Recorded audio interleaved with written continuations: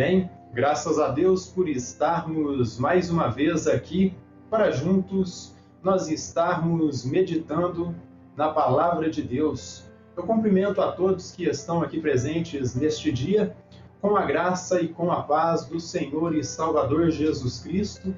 Eu peço que Ele lhes abençoe e que Ele possa lhes edificar através da exposição de Sua gloriosa Palavra. Agradeço a atenção de todos e peço que o Senhor Jesus Cristo lhes edifique. Eu também cumprimento com a graça e com a paz do nosso Senhor e Salvador Jesus Cristo aqueles irmãos que semanalmente têm nos acompanhado através do YouTube, acompanhando essa série de exposições no livro do Apocalipse, série que foi tão longa, série que está chegando ao seu fim. Agradeço a Deus pela oportunidade que Ele nos dá de estar estudando a Sua Palavra. Eu peço que o Espírito Santo de Deus edifique e abençoe a todos, tanto os presentes quanto aqueles que vão nos acompanhar através do YouTube. Pois bem, quem estiver com a sua Bíblia, por gentileza, abra comigo no livro das Revelações, no capítulo 22, a partir do versículo 1 até o 7.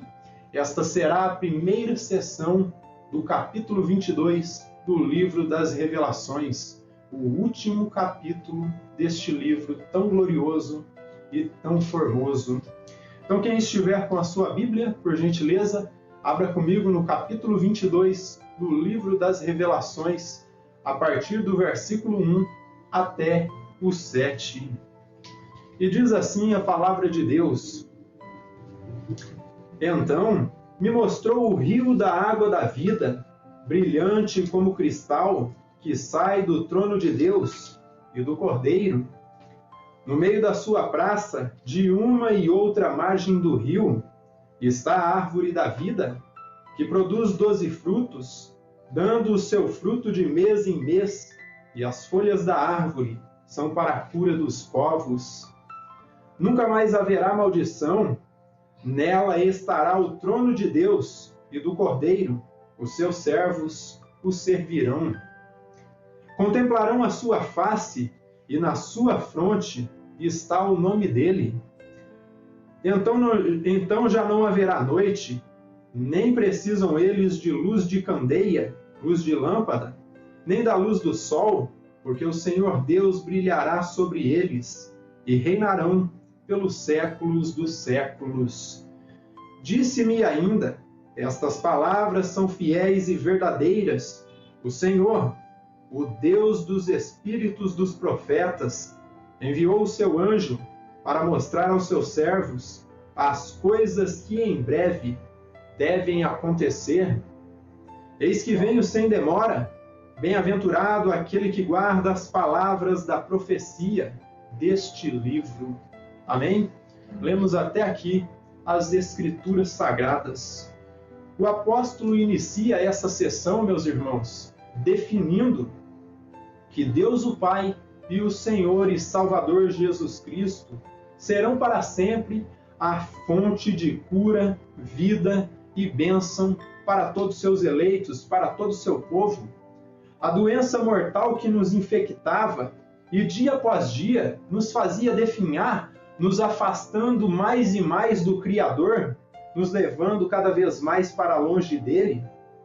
Enfermidade que nos açoitava e nos fazia sofrer, enfim, ela estará curada. O pecado já não existirá mais neste corpo, porque já estará transformado, já estará revigorado para sempre. Enfim, estará curada esta doença, e não mais irá nos afligir, pois Jesus Cristo, nosso bendito Salvador, estará entre nós, o nosso bendito Salvador, Senhor e Redentor, a fonte de tudo que é bom e perfeito, estará entre os seus eleitos, estará entre nós, entre o seu povo.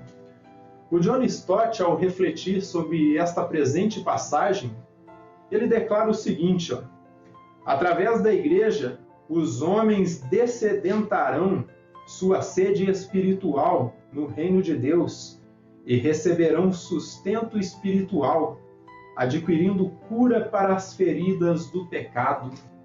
Então, o que ele está querendo dizer com essas palavras?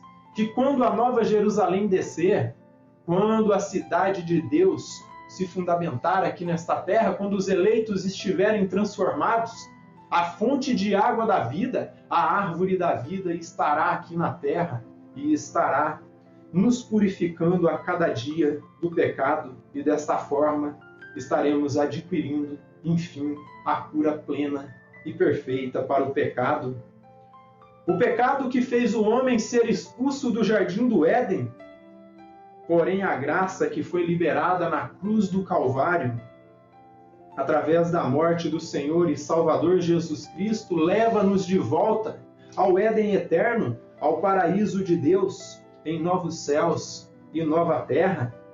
O pecado leva à morte, mas a graça nos trouxe a vida, e vida em abundância, nos trouxe vida e nos trouxe cura.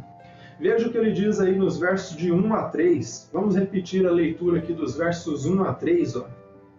Então me mostrou o rio da água da vida, brilhante como cristal, que sai do trono de Deus e do Cordeiro.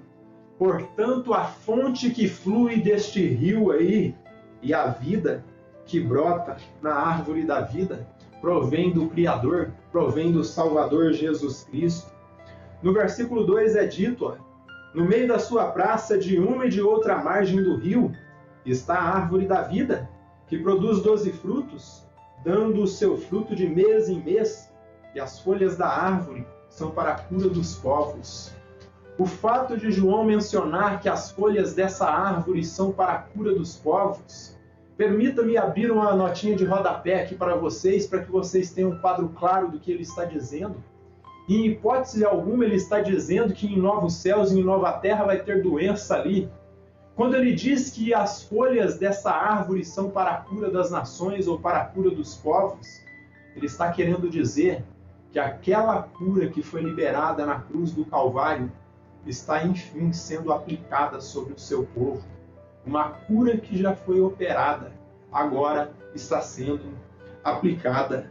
Versículo 3, nunca mais haverá qualquer maldição. Nela estará o trono de Deus e do Cordeiro. Os seus servos o servirão.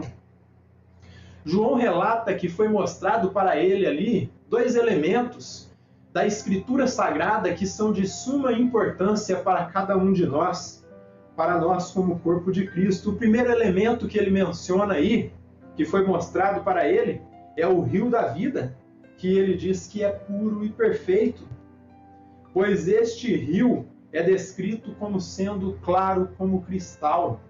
Ele é translúcido e desta forma é puro, perfeito como cristal. Esse rio flui da fonte de toda a vida, flui do trono de Deus e do Cordeiro, demonstrando assim que o Pai e o Filho são um único e mesmo Deus, 3 pessoas distintas, mas um único Deus, porque os dois se assentam nesse único trono que está manifestado aí na Nova Jerusalém. O segundo elemento que é mencionado aqui por João é a árvore da vida. Esse segundo elemento que o apóstolo menciona aqui, como dito, é a árvore da vida, o que nos remete ao jardim do Éden, onde perdemos o direito de comer do fruto da árvore da vida e de estar na presença de Deus, do Pai, o Criador, depois que Adão e Eva pecaram e desobedeceram à ordem divina. Ali em Gênesis, no capítulo 3, versículo 22 ao 24, veja o que diz aqui, Gênesis, capítulo 3, versículo 22 até o 24. Veja o que relata o profeta Moisés aqui a respeito da queda do ser humano, quando a depravação total entrou neste corpo mortal. Veja o que ele diz aqui, Gênesis 3, versículo 22 ao 24. Então disse o Senhor Deus, eis que o homem se tornou como um de nós, conhecedor do bem e do mal. Assim que não estenda a mão e tome também da árvore da vida, e coma, e viva eternamente. O Senhor Deus, por isso, o lançou fora do jardim do Éden, a fim de lavrar a terra de que fora tomado. E expulso o homem, colocou querubins ao oriente do jardim do Éden, e o refugia de uma espada que se revolvia, para guardar o caminho da árvore da vida. Então o homem, representado ali por Adão e Eva, eles foram expulsos do jardim do Éden porque desobedeceram a ordem divina. O texto sagrado relata para nós que um querubim foi colocado ao oriente do jardim do Éden para que eles não mais retornassem para casa e assim tomassem posse da árvore da vida. E desta forma foi colocado ali uma proibição do ser humano comer da árvore da vida. Uma limitação foi colocada nos seres humanos. Esses dois elementos, tanto o rio quanto a árvore da vida, apontam para uma única pessoa que eu sempre tenho apresentado para cada um de vocês. E essa pessoa é o Senhor e Salvador Jesus Cristo, o único caminho verdadeiro que conduz ao Deus eterno. Ele é o verdadeiro doador da vida eterna. Não existe caminho fácil, não existe caminho curto. Para voltar ao Éden e, portanto, voltarmos à presença de Deus. A única forma do ser humano retornar ao que era o Éden é se aproximando de Cristo e confessando Ele como teu Salvador, como meu Salvador. Todos nós pecamos e fomos separados da glória de Deus, e desta forma, no Éden, uma aliança foi quebrada. Porém, eu quero dizer para vocês que ali no Calvário, essa aliança foi refeita. Portanto, a única forma do ser humano hoje é retornar, ser reconciliado com o Pai e ter paz com Ele, e assim retornar ao que era antes da queda no Éden, perfeitos, e desta forma ter íntima comunhão com o próprio Deus, é crendo no Senhor Jesus Cristo. Não há meio termos, não há caminhos aleatórios, não há caminhos mais fáceis. O único caminho para chegarmos ao Pai é o Senhor Jesus. Desta forma, eu quero dizer para vocês, meus irmãos, que nosso retorno à presença de Deus, ela não ocorre, o nosso retorno à presença de Deus não ocorre quando nós nos tornamos membros de uma grande denominação ou quando aderimos uma religião, ainda que a religião é uma tentativa do ser humano se reconectar com Deus, do homem se reconectar com Deus. Mas a verdade que eu quero dizer para vocês, que a única forma de retornarmos à presença do Pai é porque cremos no seu Filho. Desta forma, não há meio termos. Ou cremos no Salvador, ou aceitamos Ele como nosso único e suficiente Salvador, ou não tem porta de entrada para a eternidade. Então, assim nos tornamos membros do corpo de Cristo, o que é muito maior do que uma denominação, uma religião ou um CNPJ que foi criado pelos seres humanos. Sendo assim, a Igreja Católica não é o caminho, a Igreja Presbiteriana também não é o caminho, e muito menos a Assembleia de Deus e denominação alguma é o caminho. E alguém pode se perguntar, então, como é que eu faço para retornar ao verdadeiro e vivo caminho? O verdadeiro e vivo caminho nós não encontramos por religiões orientais e nem por religiões afro. Jesus Cristo é o caminho, a rota que conduz, a rota, a estrada que conduz à eternidade, que nos conduz de volta ao Éden, onde estaremos plenamente curados do pecado. E tal declaração, dada aqui, já exclui todas as religiões que existem no planeta Terra. Não são as religiões que vão nos levar de volta ao Pai. E desta forma, como dito, o único caminho que conduz de volta ao Éden, onde estaremos plenamente curados, é o Senhor Jesus Cristo. Porque Cristo, ao morrer por nós na cruz do Calvário, Ele nos resgatou da morte e do pecado. Ali não haverá maldição, porque Ele se fez maldito por nós. Ele tomou todo o nosso pecado, suportou o castigo que era nosso. E cada gota do seu sangue que foi vertido ali na cruz do Calvário, ali nós estávamos sendo sarados. E por isso que ao início eu dizia, quando João menciona que as folhas dessa árvore da vida é para a cura dos povos, isso não significa que haverá doença em novos céus e nova terra, significa que verdadeiramente a doença foi aniquilada, a morte já não existe. Veja o que diz aí em Isaías 53, versículos 4 e 5, versículos 4 ao 6, Isaías 53, versículos 4 até o 6, aqui é muito bem detalhado pelo profeta Isaías, 700 anos antes da chegada do Messias, como seria o sacrifício de Cristo. E ele diz assim, ó, versículo 4 do capítulo 53 de Isaías, ó, certamente ele tomou sobre si as nossas enfermidades e as nossas dores, ele levou sobre si, e nós o reputamos por aflito, ferido de Deus e oprimido. Mas ele foi traspassado pelas nossas transgressões e moído pelas nossas iniquidades. O castigo que nos traz a paz estava sobre ele, e pelas suas pisaduras nós fomos sarados. Todos nós andávamos desgarrados como ovelhas, cada um se desviava pelo caminho, mas o Senhor fez cair sobre ele a iniquidade de todos nós.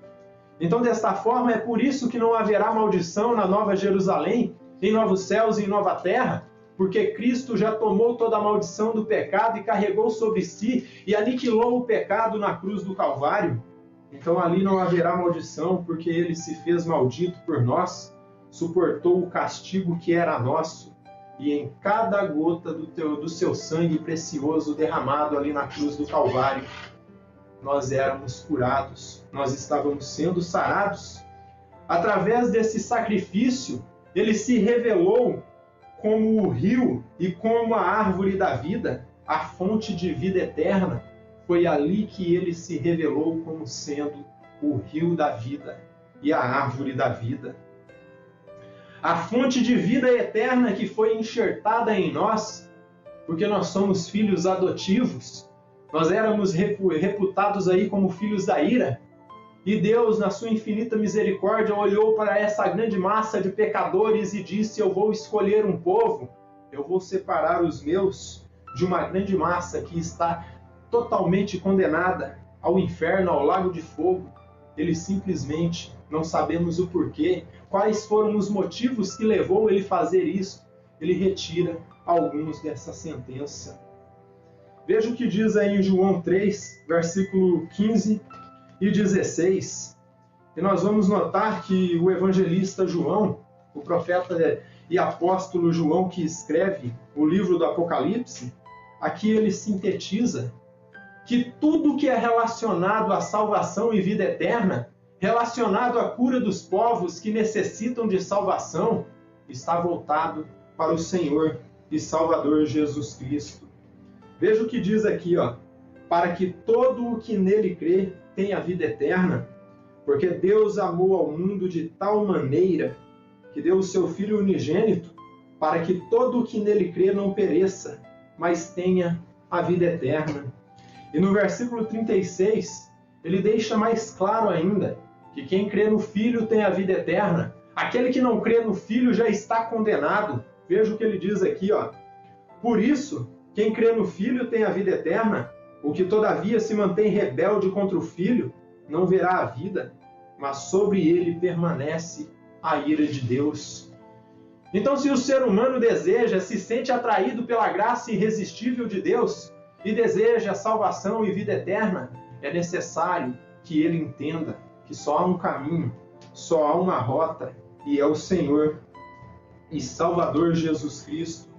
E em João 7,37, o próprio Jesus ele se identifica aqui como o rio de água da vida. Veja o que ele diz aqui, ó. Prestem bem atenção. Ó. Veja o que está dito aqui, ó. Jesus é a fonte de água da vida. Veja o que diz aqui, ó. No último dia, o grande dia da festa, levantou-se Jesus e exclamou: se alguém tem sede, venha a mim e beba. Quem crer em mim, como diz a Escritura, do seu interior fluirão rios de água viva. Isto ele disse com respeito ao Espírito que haviam de receber o que nele crescem, pois o Espírito até aquele momento não fora dado, porque Jesus não havia sido ainda glorificado. E se nós andarmos um pouco mais no Evangelho de João, nós vamos encontrar naquela conversa que Jesus teve com os seus discípulos em João no capítulo 14, onde, se eu não me engano, foi Filipe que perguntou: Senhor, mostra-nos o Pai que nos basta.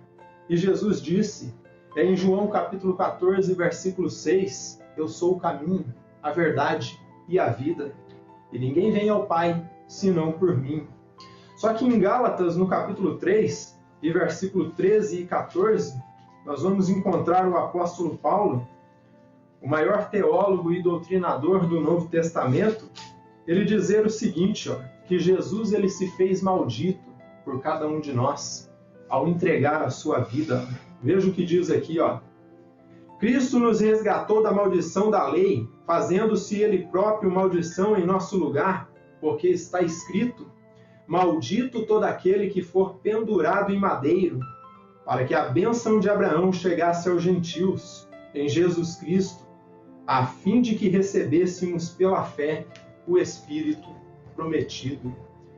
E Jesus ele vai dizer no mesmo Evangelho de João, no capítulo 6, versículo 33, que as suas palavras são espírito e são vida. Sendo assim, aqueles que se sentem atraídos pela graça e assim desejam vida eterna, devem entender e crer que Jesus Cristo, ele é o meu e o teu Salvador. Ele é a cura dessa doença mortal que é o pecado. Ele é a única rota que conduz à vida eterna e, portanto, a única rota que conduz a Deus. E como dito, me desculpem as demais religiões, ou não desculpem, isto exclui todas as religiões que foram criadas aí pela mente humana, pela mente do ser humano. Jesus Cristo é a verdade absoluta. E volto a repetir João 14,6, ele disse: eu sou o caminho. E quando ele diz que ele é o caminho, que ele é a única rota que leva diretamente a Deus, ele exclui todos os outros caminhos. Salomão ele vai dizer que há caminhos que para o homem parecem ser de vida, mas no final são caminhos que conduzem à morte. Então o ser humano pode criar rotas alternativas, pode achar que a maldita teologia da prosperidade é o caminho que pode levar à vida eterna, mas Jesus está dizendo que ele é o único caminho. Seitas religiosas podem dizer que eles são a única porta aberta que conduz à salvação e vida eterna, mas Jesus exclui eles também. Denominações que têm um espírito sectário podem se dizer que são a única verdade, mas Jesus está excluindo eles e dizendo que ele é o caminho. E em segundo lugar, ele diz que ele é a vida. Pode existir uma vida aqui nesta terra que pode ser até boa, onde podemos ter muitas regalias, muito conforto, muito dinheiro, mas essa vida é passageira. E a vida que Jesus ele oferece para o seu povo é vida eterna, é vida que nunca acaba, é vida que nunca passa. E ele diz que ele é a verdade. E quando ele diz que ele é a verdade, ele está dizendo que podem existir inúmeras verdades aí neste mundo, criadas pela mente relativista dos seres humanos, mas ele é a verdade. Ele é a verdade absoluta, o único caminho que conduz à verdade e vida e, portanto, o único caminho que conduz a Deus. E sem mais, ele é a fonte desse rio que traz a vida eterna e a única forma de vermos a face de Deus. E nesta linha de raciocínio, vai o nosso irmão William Barclay, quando ele comenta essa presente passagem, ele diz o seguinte, somente em Cristo os homens podem ver a Deus. Somente pelos seus méritos os homens podem entrar na presença de Deus. Não há rotas alternativas, não há meio termo, não há religiões que possam ser criadas, filosofias, ideias sectárias ou heréticas que possam colocar o ser humano na presença de Deus. Somente por Cristo e através dos seus méritos. Portanto, a imagem de um rio e de uma árvore da vida apontam para uma cura plena e perfeita em todas as áreas da vida dos eleitos, a depravação do gênero humano que hoje nos macula irá desaparecer por completo. Irá desaparecer completamente, pois essa cura já foi conquistada na cruz do Calvário e por isso tudo gira em torno de Cristo, do nosso Salvador. Em torno de Cristo e seus méritos, porque Ele é a chave que abre a porta, ou eu posso dizer que escancara a porta aí da Câmara do Rei. Quantos podem dizer amém por isso? Quantos entendem que Jesus Cristo é a única chave que abre a porta para a Câmara do Rei? Nós podemos glorificar o nome do Eterno por isso e dizer: Jesus, obrigado por tudo que o Senhor fez. Veja os versos 4 e 5. Veja o que está dito aqui, ó. Contemplarão a sua face, e na sua fronte está o nome dele. Então já não haverá noite, nem precisam eles de luz de lanterna ou de lâmpada, nem da luz do sol, porque o Senhor Deus brilhará sobre eles, e reinarão pelos séculos dos séculos. Quando João menciona aqui que nós teremos o nome do Eterno gravado em nossas testas, isso significa que Deus está nos identificando como propriedade sua e exclusiva. Ele está se identificando conosco. E quando o apóstolo menciona que nós veremos a Deus face a face, isso significa que nós veremos a Deus face a face, na face do seu Filho Jesus Cristo, e que teremos o seu nome gravado em nossas testas. Isso significa, meus irmãos, que teremos íntima comunhão com Ele. E, em segundo lugar, isso significa que somos propriedade exclusiva dEle, pois Ele nos comprou com seu precioso sangue derramado ali na cruz do Calvário. E, em terceiro lugar, isso significa que nós estaremos plenamente satisfeitos em Cristo Jesus, o nosso Senhor. O que significa que na nova criação teremos uma energia inesgotável. Nunca mais vamos precisar dormir e descansar para refazer as nossas forças depois de um dia exaustivo e laborioso, um dia cansativo de trabalho, pois teremos uma fonte de energia que nunca irá se esgotar, uma fonte de energia que nunca se acaba. Energia que vem do próprio Deus, energia que vem pela graça que Ele nos oferece para louvarmos o seu nome eternamente. Então perceba isso, meus irmãos. Dias trabalhosos, dias laboriosos, dias exaustivos já não terão mais lugar, porque teremos energia inesgotável. E como dito, uma energia que flui direto do trono de Deus, uma energia que dá vida, que dá cura. Será que um texto como esse não é motivo de exaltarmos o nome do Criador e dizermos: Senhor, obrigado pelo que Tu fizeste por mim, obrigado pelo que o Senhor me deu ali na cruz do Calvário, obrigado, mesmo eu sendo um nada, o Senhor me ofereceu tudo, tudo de bom, tudo de perfeito. Graça que Ele nos oferece, como dito, para louvarmos o seu nome santo por toda a eternidade. E assim estaremos verdadeiramente restaurados à união que Adão e Eva tinham com o Pai antes da queda. Louvado seja o nome do Senhor.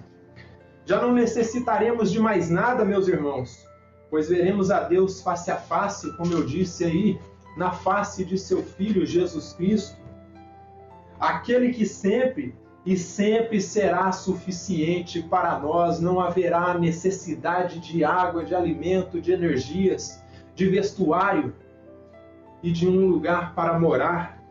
Este texto é mais um dos textos que confirma para nós, meus irmãos, a doutrina da eleição incondicional ou vocação eficaz, pois revela que os eleitos são propriedade exclusiva do Criador, propriedade exclusiva do Eterno, pois Ele registrou o seu nome em nossas testas. e escreveu nossos nomes na palma de sua mão. Ele registrou o nome dele, a essência dele em nossas testas. Por isso, salvação não é algo que se perde, meus irmãos. E por isso esse texto vem confirmar para nós a doutrina, também aí, da perseverança dos santos. Aquela doutrina que inúmeras vezes eu tenho ensinado para vocês, que diz que uma vez salvo, salvo para sempre. Salvação não se perde, porque quem sustenta a nossa salvação é Cristo. Pois Ele é o dono das ovelhas, e se dependesse de algum ato nosso, de alguma obra nossa, nós já teríamos perdido ela. Porque nós não temos condições de sustentar a nossa salvação se Cristo não nos der graça, se o Espírito Santo não nos guiar a toda justiça e toda verdade. Por isso, sejamos mais reverentes, mais humildes e dependentes de Cristo, entendendo a nossa limitação de miseráveis pecadores que dependem de um Deus soberano para ser salvos. Porque, como eu disse, se dependesse de nós, se dependesse de alguma obra nossa, nós já estaríamos condenados. Perceba o quão soberano é Deus. Ele te salva, Ele te atrai, Ele te sustenta. Ele te mantém firme em sua palavra, porque Ele quer ter relacionamento com você, porque Ele quer se revelar para você. E como dito, essa salvação tem que ser obra dEle, porque se fosse obra nossa, nós a destruiríamos com as próprias mãos. E por fim, versos 6 e 7. E disse-me ainda, estas palavras são fiéis e verdadeiras. O Senhor, o Deus que inspira os profetas, enviou o seu anjo para mostrar a seus servos as coisas que em breve devem acontecer. Desde o início do livro das Revelações, João vem mencionando este anjo que tem dado a revelação para ele. Só que em nenhum momento é mencionado para nós qual é a identidade deste anjo. Pode ser que seja Gabriel, porque justamente este anjo é aquele que sempre traz as revelações aos homens. Mas pouco importa para nós se é Gabriel ou se é Miguel. O que importa para nós é quem é o autor dessa revelação. Aquele que é o mensageiro, aquele que trouxe a revelação, pouco importa para nós. O que importa para nós é quem é o remetente, aquele que redigiu essas palavras. O que importa para nós é Jesus. Aquele que no verso 7 ele diz, eis que venho sem demora, bem-aventurado aquele que guarda as palavras da profecia deste livro. O apóstolo ele encerra esta sessão, meus irmãos, sinalizando que o livro das Revelações está chegando à sua conclusão, pois mais uma vez ele autentifica a origem deste livro, a origem da revelação. E ele repete, estas palavras são fiéis e são verdadeiras, pois quem enviou o anjo para notificar a João foi o próprio Deus, e deste modo, em todo o tempo, esteve inspirando homens através do Espírito Santo para guiar o seu povo. No Antigo Testamento ele levantou profetas para exortar Israel primeiramente, e em segundo lugar para escrever o cânon do Antigo Testamento. No Novo Testamento, Deus ele repete a mesma faceta, e ele levanta apóstolos para exortar a igreja primitiva e exortar a cada um de nós também em tempo presente. E em segundo lugar, para escrever o cânon do Novo Testamento. E assim registrar a revelação que Cristo queria entregar para cada um de nós. E hoje ele levanta, não profetas, não apóstolos, porque esse período de fundamento da igreja já passou.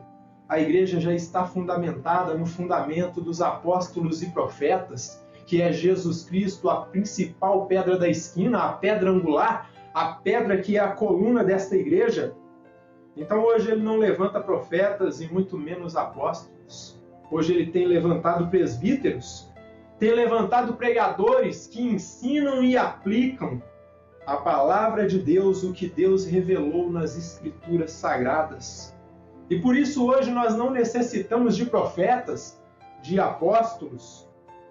O que a igreja precisa hoje urgentemente é de pregadores natos que ensinem o que Jesus Cristo revelou no fundamento através dos profetas e dos apóstolos no passado, o que resultou no livro que nós conhecemos hoje como Bíblia Sagrada, conjunto de livros, sem novidades, sem novas revelações, mas simplesmente a boa, agradável e perfeita Palavra de Deus. Hoje não precisamos de profetas nem de apóstolos, porque temos presbíteros que estão aí para edificar a igreja a partir do texto sagrado, para ensinar o que aqui foi escrito. Livro esse que custou muito sangue derramado, principalmente através do período dos mártires da igreja primitiva e também dos mártires da Reforma Protestante. O apóstolo enfatiza a veracidade e a autenticidade das Escrituras e diz que bem-aventurado é aquele que guarda a palavra de Deus. E guardar significa obedecer, meus irmãos. Significa viver a palavra de Deus e mantê-la do jeito que foi revelada por Deus através dos profetas e através dos apóstolos. Sem acréscimos, sem cortes, sem distorções, sem revisão no seu significado, mas apenas o que Deus inspirou, ou como diria Marcos Granconato, o que Deus teossoprou nos seus apóstolos e profetas. Nós somos bem-aventurados em conhecer a revelação dada por Jesus Cristo, mas também somos bem-aventurados em estudar, aplicar, obedecer e viver a palavra de Deus.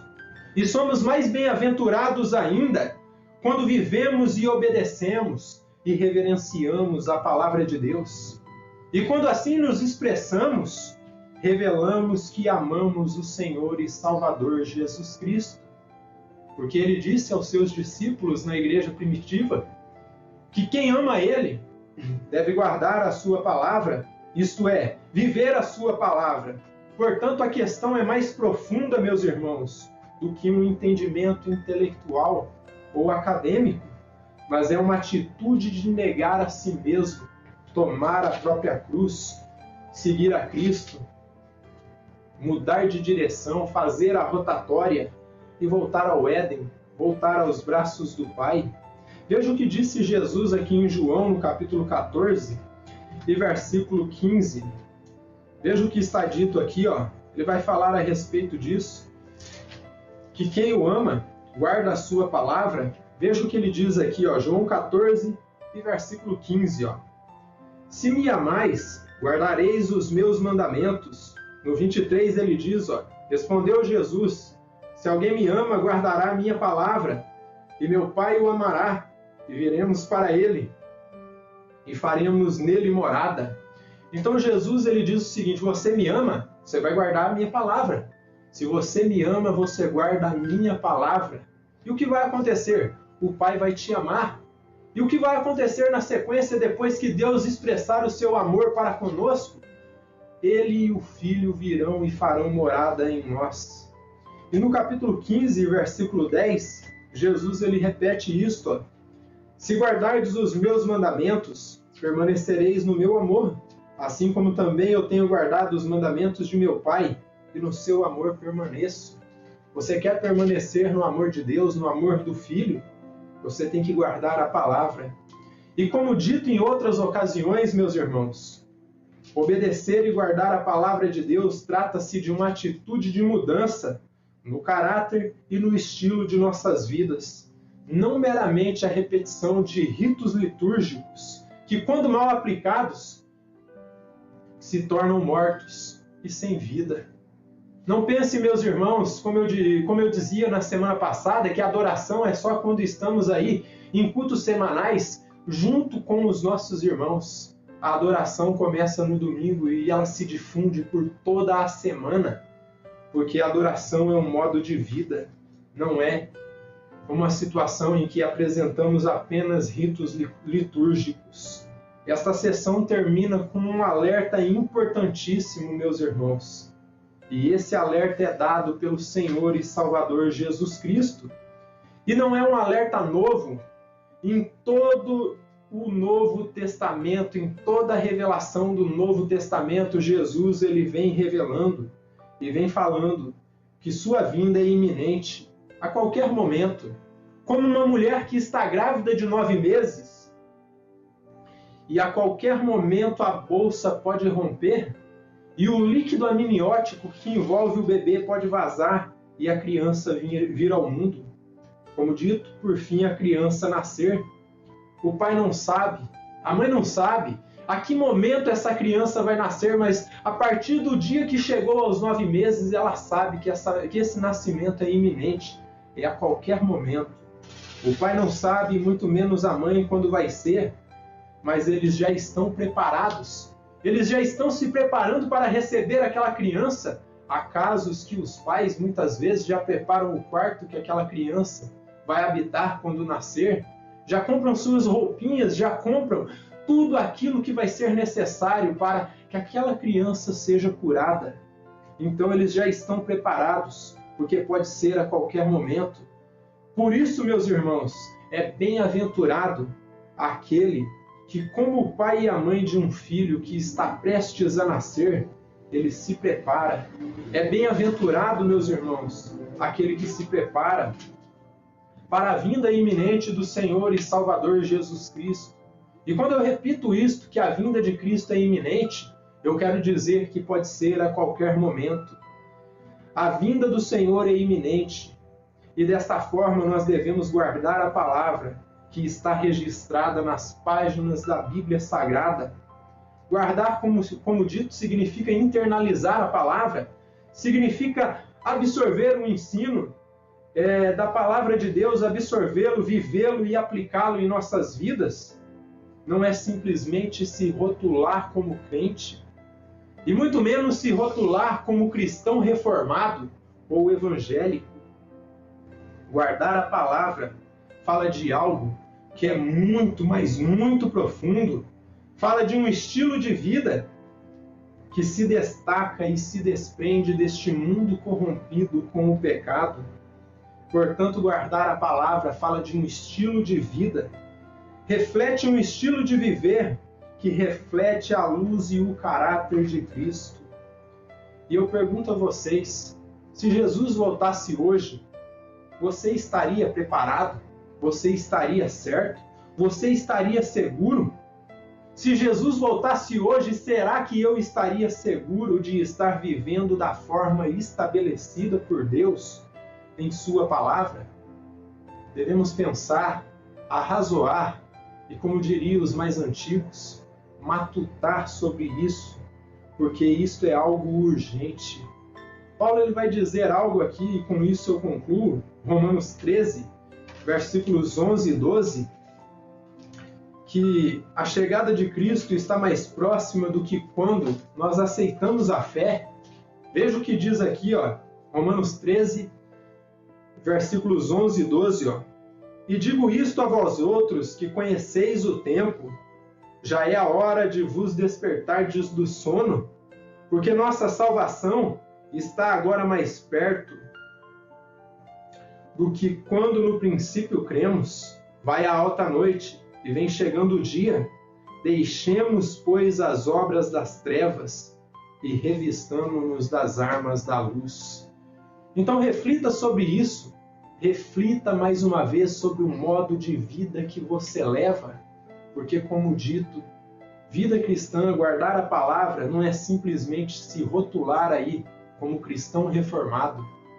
É um estilo de vida que reflete o caráter de Cristo, o caráter da luz. Amém? Que Deus nos abençoe grandemente.